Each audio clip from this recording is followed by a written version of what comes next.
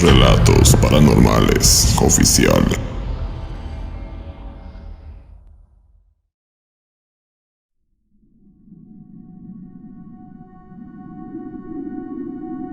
Confundida, en shock, sollozando, a pasos lentos y titubeantes salí de ese oscuro baldío. Me sentía sucia, mugrienta, indigna, vacía, sin alma, muerta en vida. El atraco fue brutal, me golpeó todo lo que pudo, hizo todo lo posible para dejarme indefensa, y lo logró, para así hacer lo que quiso conmigo. Esa noche morí, él me quitó las ganas de vivir. No tan solo me ultrajó, sino que también dejó su huella tatuada en mi mente para siempre. No lo pude ver, no supe quién fue. Usaba ropas negras y cubría su rostro con una máscara de tela. Tan solo recuerdo el asqueroso olor a tabaco y sudor que despedía, y su nauseabundo aliento a alcohol traspasando la máscara sobre mi cuello. Su fuerza fue superior.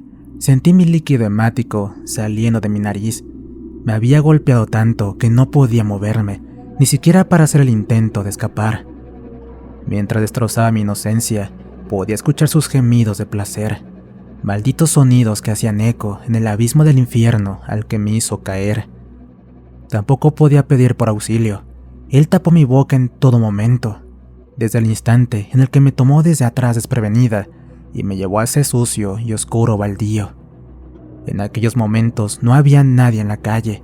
Fue como si el universo entero confabuló para que eso sucediera, para que mi vida cambiara para siempre, para que dejara de ser yo misma, y para que a partir de ese momento todo en mí se convirtiera en un clima frío y gris, sin nadie alrededor más que mi dolor y yo. Luego del aborrecible acto, pensé que me quitaría la vida. Y por Dios, ojalá lo hubiera hecho, pero no. Se fue dejándome abandonada con mi suplicio, como si quisiera que siguiera en este mundo, para así yo continuar sufriendo por lo que me acababa de hacer. A duras penas llegué hasta la esquina donde había luz. Escuché cuando un carro paró a mi lado. La voz de una mujer me preguntó si me sentía bien, si necesitaba ayuda y por qué tenía toda mi ropa desgarrada. Caí al suelo desmayada para despertarme en el hospital. Al lado de mi cama estaban mi madre, mis hermanos, Lupita y Javier, quienes eran mis mejores amigos. Ni siquiera pude hablar para contarles lo que ese desgraciado me hizo, pues apenas los vi a ellos rompí en llanto. Pero todos ya lo sabían. Ver sus ojos llorosos acompañándome en el dolor y oír a mi madre diciéndome que ya todo pasaría, me lo hizo saber. Papá llegó horas después, trajo consigo a 2 policías para que me hicieran preguntas, pero lo que menos quería hacer era hablar de eso. Sentía que él volvía a ultrajarme con solo recordarlo. Mi nombre es Rosa Luján Benavides Rodríguez. Soy de Toluca, México. Tenía 17 años de edad cuando me sucedió lo que les contaré a continuación. Y hoy, con mis 57 años encima, todavía conservo la horrida sensación de pánico al pensar que a alguna de mis hijas o nietas le pase lo que me pasó a mí. Luego de varios meses, y cuando todavía las secuelas del trauma que me provocó lo vivido no me dejaban dormir, hubo una lamentable situación en casa. Yo me encontraba en mi cuarto junto a Lupita y Javier, quienes por cierto nunca me dejaron sola, cuando de repente escuché a uno de mis hermanos que discutía con nuestro padre. Mis amigos vinieron detrás de mí, y cuando estábamos a punto de llegar a la sala, alcancé a escuchar a mi madre decir que ya no soportaba más la situación. Cuando vi la cara de ella, se me estremeció el alma. Estaba llorando, y al bajar su mirada apenas me vio, sintiendo pena. Comprendí que sus palabras se debían a lo que yo estaba padeciendo.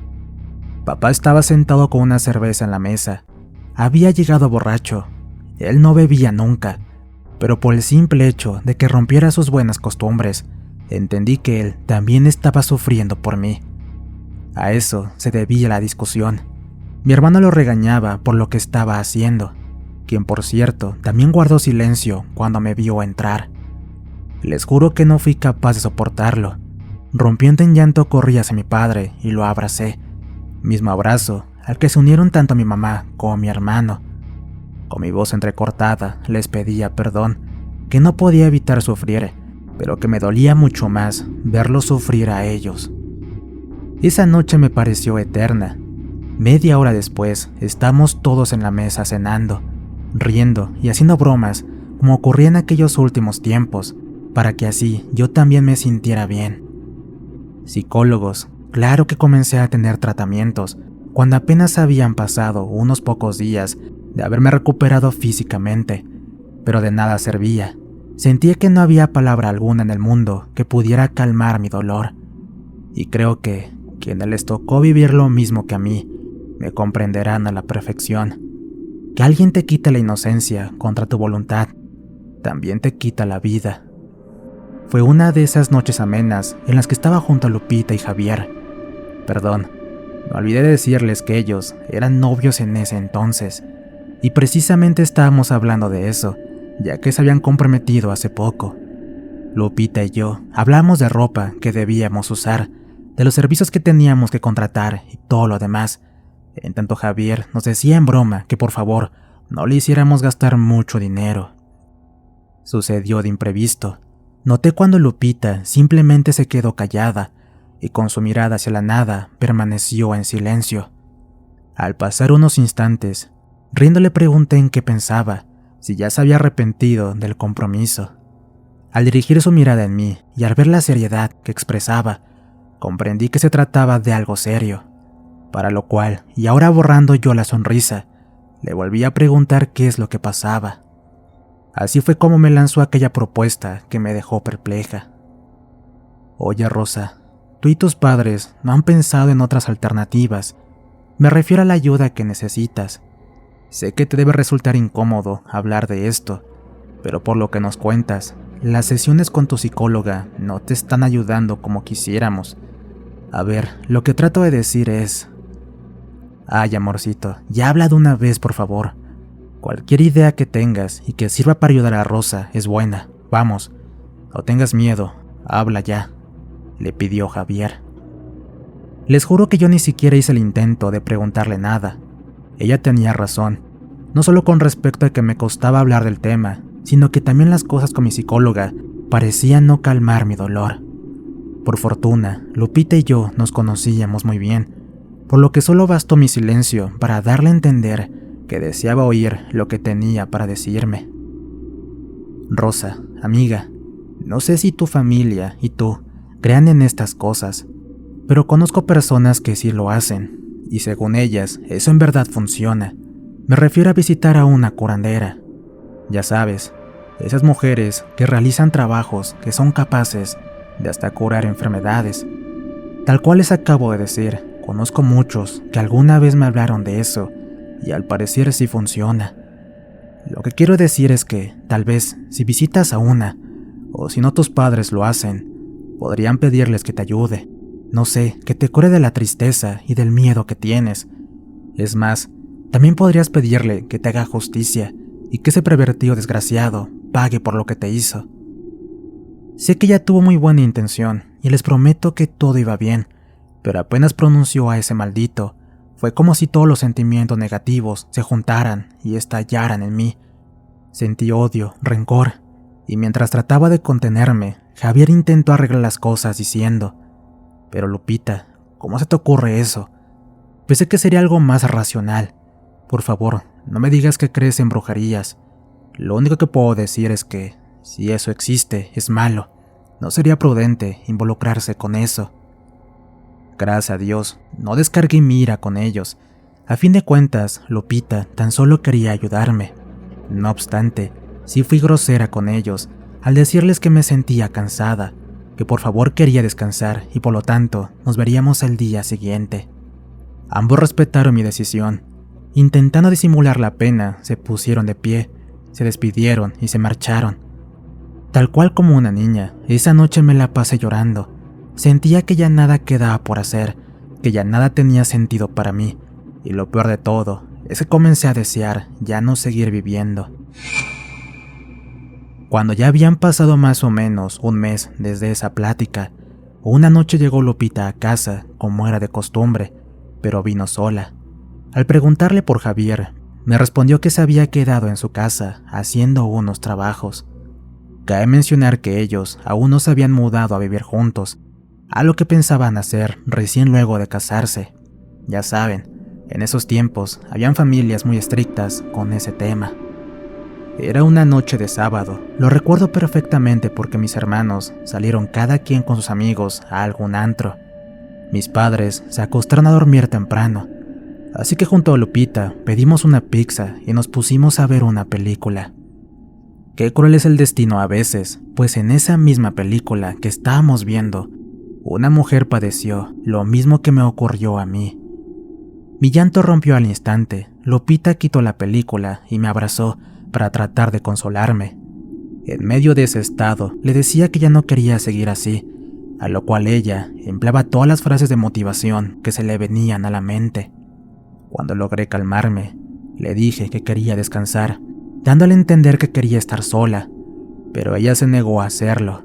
Encendió la televisión, buscó otra cosa para ver y siguió haciéndome compañía. Eran como las 3 de la madrugada cuando llegó su taxi para ya marcharse. Le agradecí por todo y la abracé para despedirnos. Estando aún en ese cálido abrazo, fue cuando volvió a hacerme aquella tétrica recomendación. Rosa, por favor, déjame que busque alguna curandera. No perdemos nada con intentarlo. Ya no puedes seguir sufriendo así. No te lo mereces. Acepté, tal vez en modo de agradecimiento, porque gracias a ella, esa noche no me la pasé llorando sola en mi habitación.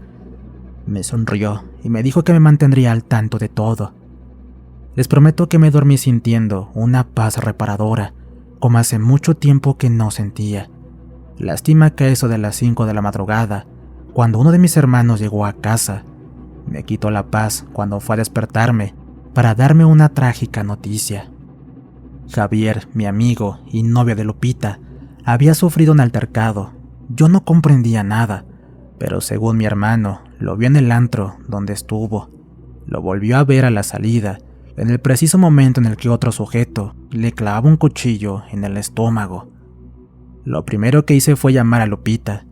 Quedé sorprendida cuando me dijo que ya lo sabía, que un vecino de ella también estuvo ahí y la llamó apenas llegó.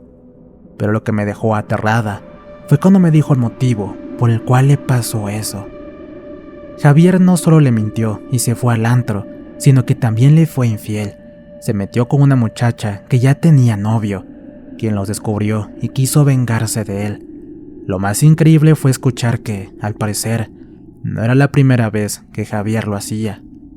Jamás hubiera imaginado eso de mi amigo. Javier era un muchacho ejemplar, con solo decirles que ni siquiera tenía vicios. Pero según mi hermano, esa noche en el antro también lo vio haciendo de todo. Estuvo una semana internado en el hospital, tiempo en el que Lupita ni siquiera se preocupó en ir a verlo. Ella sentía odio, frustración y rencor hacia él, y no dejaba de decirme que ya todo había acabado entre ellos, que jamás lo perdonaría y que agradecía a Dios por abrir los ojos a tiempo. Pero por mi parte me sentía pésima, pero Lupita era mi amiga y me necesitaba en esos momentos. A partir de entonces, todo en la vida de Javier se vino abajo. Siempre pensé que se debió a la separación con Lupita, quien ni siquiera quería recibirlo para oír sus disculpas. Meses más adelante, él ya andaba por las calles como un vagabundo, pero lo que más me dolió fue lo que me dijo mi hermano. Le contaron que Javier no andaba así por Lupita, sino porque perdió el trabajo. Sus padres lo encontraron consumiendo sustancias ilícitas y lo echaron de casa. Para colmo de males, la herida que le habían causado en el estómago jamás cicatrizó, la cual provocó una infección que le estaba comiendo los órganos internos. Oye, Rosa, ¿te diste cuenta que ya estás mucho mejor? Ya no te noto triste como antes, es más, casi siempre estás sonriendo y alegre, tal como eras anteriormente. Cuando una noche Lupita me dijo eso, recién caí en cuenta que era verdad. Ya no sentía la amargura que me ahogaba, podía dormir tranquila y ya no pensaba en lo sucedido. Un día llegó mi hermano a casa, luego del trabajo. Entre risas, me dijo que había visto a Javier a 2 cuadras de la casa y que si quería verlo, que lo hiciera en ese momento, ya que al parecer estaba a punto de quedar inconsciente debido a un coma etílico. Lupita me había prohibido hablar con él, pero en ese momento supe que no podía dejarlo así. Busqué algo de comida que había en el refrigerador y salí de casa para ir a verlo. Lo encontré donde me dijo mi hermano, pero al observarlo se me partió el alma en 1000 pedazos. Definitivamente estaba enfermo, su cuerpo parecía un cadáver viviente. Estaba flaco, pálido, con su ropa destrozadas y tirado sobre las malezas de una casa abandonada. Apenas me acerqué, percibí su olor a orina y excremento. Sinceramente me costó reconocerlo. No podía creer que él estuviera así, pero él sí me reconoció al verme, y cubriéndose la cara con sus manos, rompió en un llanto desconsolado. En aquellos momentos ya no pensé en Lupita, ni en lo que él le hizo. Frente a mí tenía quien una vez fue mi amigo, y llegué a querer muchísimo. Mis ojos se humedecieron y comencé a llorar con él, al darme cuenta que verdaderamente su estado era grave, pues podía hasta sentir el aroma podrido que salía de su herida. Me arrodillé frente a él y le coloqué el recipiente de alimento a su lado. Fue entonces que ya no pude soportarlo más. Lo abracé y empecé a llorar con la misma intensidad de él. Estaba a punto de decirle que, a pesar de todo, lo quería, que él era mi amigo y que tenía que salir de eso, que se tenía que recuperar. No obstante, él se adelantó para hablarme, siendo en ese momento en el que sentí que mi alma se congelaba. Perdóname por lo que te hice. No fue concretamente su pedido de perdón lo que me dejó paralizada de terror, sino que se trató de otra cosa. El punto es que me levanté y salí corriendo sin poder soportar ni un minuto más estar ahí. Llegué a casa sin poder dejar de llorar. Dios quiso que en ese momento Lupita llegara a mi hogar. Ni siquiera la saludé e ingresé. No fui capaz de hacerlo. Días después, Javier falleció, así, en esa condición, tirado a una calle y sin nadie a su lado. Por supuesto que Lupita quedó destrozada, y ella fue al funeral, pero yo no quise ir. Al pasar el tiempo, y al tener una plática común con ella, me cambió el tema para confesarme algo que me desconsolaría por completo, pero que a la vez ya sospechaba de eso. Con una sonrisa me dijo que al final la brujería sí funcionó, que ella fue a ver a una curandera para que me ayudara y que por eso yo me recuperé, y que lo había hecho incluso antes de darme esa recomendación aquella noche. Sin embargo, agregó algo más. Me confesó que también le había pedido a la bruja que hiciera sufrir a quien esa noche abusó de mí. Sí, así es. Mi atacante no fue otro que Javier. Lo supe cuando esa última vez que lo vi y lo abracé para llorar con él. Cuando pronunció las palabras de perdón, me di cuenta que fue él. Era exactamente el mismo olor a alcohol y tabaco. Mi propio instinto de mujer ultrajada me lo hizo saber. Nunca le conté esto a Lupita. No quería hacerle más daño del que ya tenía. Lamentablemente hoy en día ella ya no está con nosotros, por lo que estoy consciente que en el más allá, cuando a mí también me toque partir, una vez más nos vamos a reunir los tres, e inevitablemente vamos a tener que confesarnos todo, al mirarnos a la cara. Gracias por escuchar mi historia.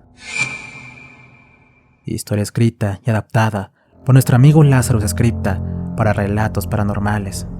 ¿Qué tal, amigos? No olviden suscribirse y activar la campanita, así como compartir el contenido con sus amigos. Acá en pantalla les dejo otros videos más para que los vean. De igual manera, recuerden que estamos en Spotify, así como en Amazon Music. Y también, si tienen algún problema con la brujería, encontrarán el contacto de Diego en el comentario fijado. Le relató su amigo Antonio. Cuídense mucho. Nos escuchamos pronto.